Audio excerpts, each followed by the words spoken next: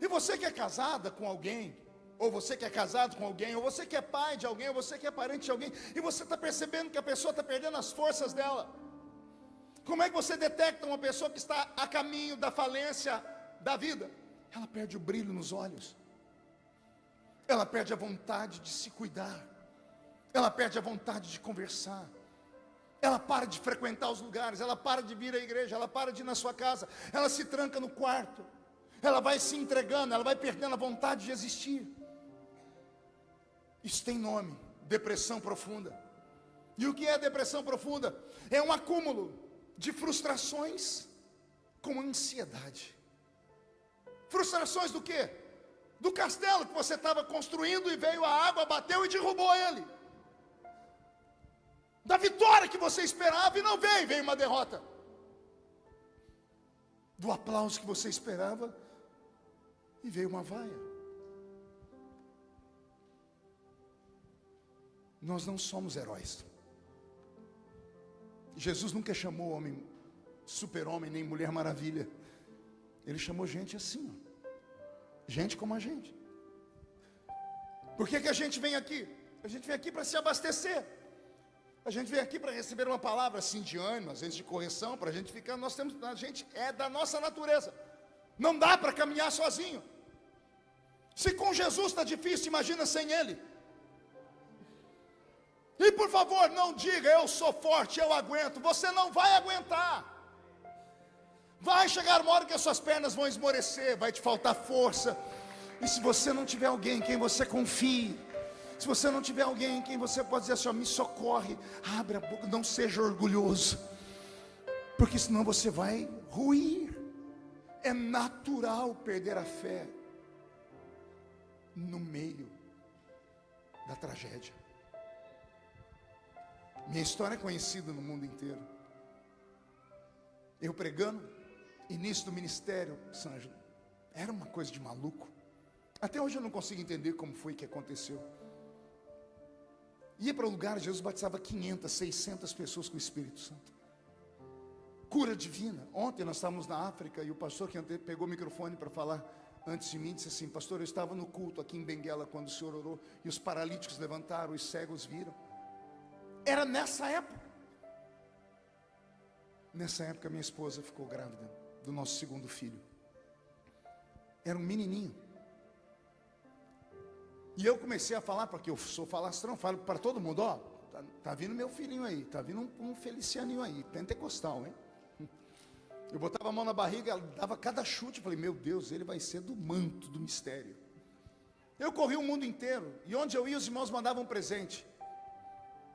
Até que um dia, minha esposa passou mal, foi internada, eu não tinha mais plano de saúde, porque eu fui viver da fé. Eu deixei uma faculdade de Direito para trás, para viver da fé. E agora não tinha mais dinheiro para pagar o plano de saúde. Então eu fui no médico. Quando eu tinha dinheiro e pagava, eu disse, atenda minha esposa, por favor. Depois eu lhe pago, agora eu não tenho dinheiro. Ele disse, não, Marco, eu sei que você saiu para a missão, eu cuido da sua esposa. Ele cuidou dela, deixou ela internada. Na hora de dar a alta, ele me ligou e disse, ó, pode vir buscar ela que está tudo em paz. Eu olhei para ele e disse, doutor, eu vou viajar amanhã. Tem certeza? Está tudo em paz? Ó, eu vou fazer um exame aqui na sua frente para você ver que está tranquilo. 8º mês de gravidez. E ele fez uma ultrassom, botou gel, passou aqueles negócios aqui. E eu estou vendo que ele está olhando, ele era um médico negro, ele foi mudando de cor, foi ficando roxo. A boca dele foi ficando roxa. Daqui a pouco ele sentou tremendo na escrivaninha dele, pegou uma receita, começou a escrever. Eu falei, doutor, o que foi? Ele disse, não sei. Eu falei, como? Me explica. Estava bem até agora. O bebê tá morrendo seco dentro da placenta da sua esposa. O líquido da placenta sumiu. Eu falei, mas como, doutor? Ele disse, não sei, ela não urinou, ela não transpirou, ela sumiu. O bebê está sendo sufocado. Eu disse, aí, aqui na cidade não temos condição de cuidar, você vai ter que levar para Ribeirão Preto. Eu não tinha carro. Foi 2 horas para conseguir um carro emprestado para levar minha esposa. Corri com ela para o hospital. Chegamos ao Hospital das Clínicas em Ribeirão Preto. Hoje, olha como o mundo dá voltas. Hoje eu ajudo o hospital. Mando emendas para o hospital, cuido de pessoas.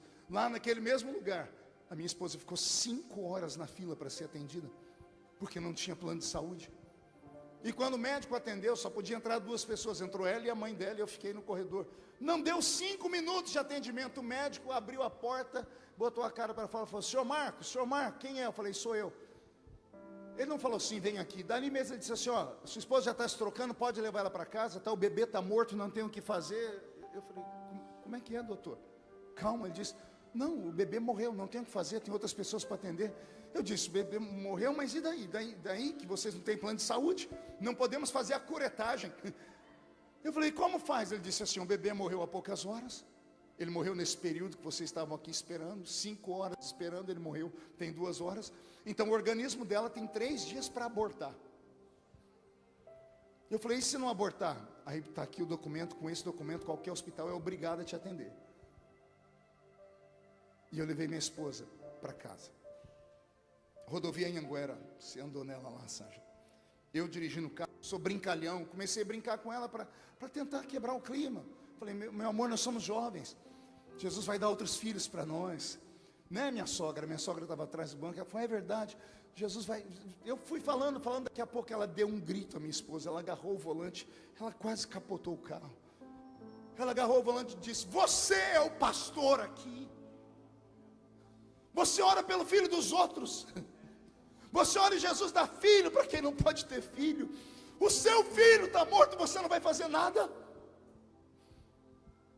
Eu parei o carro na beira da rodovia, eu desci do carro, eu ajoelhei no asfalto, e ela sentada no primeiro banco, eu botei as minhas 2 mãos na barriga e orei para o meu filho ressuscitar. Eu clamei, eu usei todas as fórmulas que eu aprendi de oração, e Deus travou o céu. O silêncio de Deus, ali, Daniel, foi que eu aprendi isso. O silêncio de Deus dói mais do que um puxão de orelha dele. Se está doendo o que eu estou falando, está se sentindo incomodado, fique feliz, é porque Deus te ama. Duro é quando Deus não fala, quando você pergunta e Ele não responde. Eu terminei, voltei para casa. Naquela noite ela dormia, eu tive que sedar ela para dormir. Ela dormiu agarrada com a barriga. Eu tinha uma salinha que eu chamava de escritório, Carlos. Eu tinha na época 1000 livros, algumas bíblias. Eu fui para esse quartinho, botei uma cadeira, peguei um travesseiro, botei na cadeira, e peguei um outro travesseiro, e botei a cabeça no travesseiro e o outro aqui por cima, e eu gritei, até 4 horas da manhã não tinha mais voz para gritar. Eu chamei por Deus e Deus não veio, mas o diabo veio. O diabo estava ali do meu lado, dizendo assim: vai viver da fé, vai viver vendendo fita, livro na porta de igreja para sustentar a sua família, vai viver sendo chamado de vagabundo. Se você tivesse estudado, sido advogado, eu sou um bom orador, eu acho que eu seria um bom advogado, um advogado criminalista, eu acho que eu conseguiria fazer história. Você teria condição de... O seu filho morreu porque você não tem plano de saúde, e você não tem plano de saúde porque você deixou tudo para viver da fé. O diabo é sujo, o golpe dele é abaixo da linha da cintura. Eu levantei desesperado, eu não tinha fôlego. Eu olhei, saí dessa sala, olhei aqui, minha esposa estava agarrada com a barriga ainda, ela soluçava, dormindo. Eu fechei a porta, eu olhei para aqueles livros, eu disse: Deus, ou o Senhor fala comigo agora, ou eu vou abandonar tudo. Porque os meus diplomas de teologia não me ajudaram. 1000 livros e nenhum deles me curava. As Bíblias ficaram grandes. Eu procurava alguma coisa para me fortalecer, para me confortar, para me consolar, e nada vinha. Aí Deus, eu costumo dizer que Deus é brincalhão. Eu estou mexendo nos livros, aí cai um livreto desse tamanho, marrom. Caiu no chão. Eu catei o livreto, olhei e falei: o senhor está de brincadeira, né? Um livro de quando eu era coroinha na igreja católica, de quando eu dava aula de catecismo. Estava ali, um livro de orações. Eu falei: o senhor está de brincadeira, né, senhor? Quando eu abri o livro, no meio tinha uma figura, um homem ajoelhado, a cabeça dele aqui era calvo, e ele tinha uma auréola de cabelo. A roupa dele era marrom, amarrado com uma corda. Ele estava com as mãos assim, em cima de uma pedra. Tinha uma árvore e um passarinho no chão. Estava escrito em cima: oração de São Francisco de Assis. E eu espero que ninguém se escandalize aqui. Porque eu li a oração de São Francisco de Assis. Francisco de Assis orou assim: Deus, me ajuda a suportar aquilo que eu não consigo entender. Faz-me forte na fraqueza. Me ajuda a suportar aquilo que eu não consigo entender. E foi essa oração que me fez chorar o dia todo. O meu bebê nasceu 3 dias depois dentro de um vaso sanitário. Minha esposa foi para o hospital porque 3 dias o organismo dela não abortou. Ela estava na fila entregando o documento, ela sentiu uma cólica e correu para o banheiro. O meu filho nasceu dentro de um vaso sanitário. E lá no necrotério, quando eu peguei ele, eu levei a roupinha que eu ganhei no Rio Grande do Sul para vestir ele, para apresentar na igreja. O irmão me deu uma roupa muito linda. Aí eu limpei o meu filho, vesti o meu filho e afofei o caixãozinho. Olha que coisa de maluco. Eu queria que meu filho ficasse confortável dentro do caixão. A gente surta. O ser humano não sabe lidar com tragédias. Foi nesse dia que eu aprendi que o crente, quando ele recebe a unção de Deus, esse dom maravilhoso de pregar, de cantar, de operar, de profetizar, eu descobri que o dom, ele é só uma capa. Ele vem, nos envolve, enquanto estamos sendo usados. Quando saímos do púlpito, o manto vai embora. Eu queria ficar vestido com ele 24 horas por dia, mas ele não fica. Essa graça que vocês me veem pregar aqui, ela vem quando eu estou ministrando. É o que Deus dá para nós. Só que quando a gente sai por ali, a gente tem as necessidades normais da vida. Eu tinha combinado com o Sandro de trazer uma outra mensagem, mas Jesus falou comigo: filho, deixa eu falar.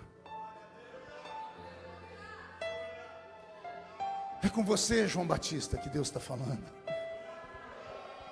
Você que já operou, que já fez coisas grandes, e que agora está passando por um momento de dificuldade. Ah, os 198. Maldito é o homem que se estriba na fama que tem. Maldito é o ser humano que se estriba em cima da riqueza e da beleza que tem. Porque tudo isso passa. E às vezes basta um pequeno acidente, um acidente de percurso, e tudo que você construiu se destrói da noite para o dia. E é aí que a sua fé vai ter que brilhar de verdade. E é aí que você vai ter que dizer: eu sei que o meu Redentor vive, e em breve se levantará sobre a terra. Meu filho morreu já tem 28 anos. Mas dia 2 de abril agora nasceu meu primeiro netinho. Pode dar glória a Deus mesmo. Eu nem o vi ainda, pessoalmente, mas eu vou apresentar ele na igreja. E olha como a vida é cíclica. Sabe o que eu aprendi com a dor? Pergunte o quê? Que Deus é tão bondoso com a gente, que é ser humano, que Ele nos deu um dom. Eu queria outro, mas no lugar desse que eu queria, Deus deu outro. Eu queria que Deus nos desse o dom do esquecimento. Sabe, para você pegar tudo aquilo que você passou de ruim, quero apagar da vida.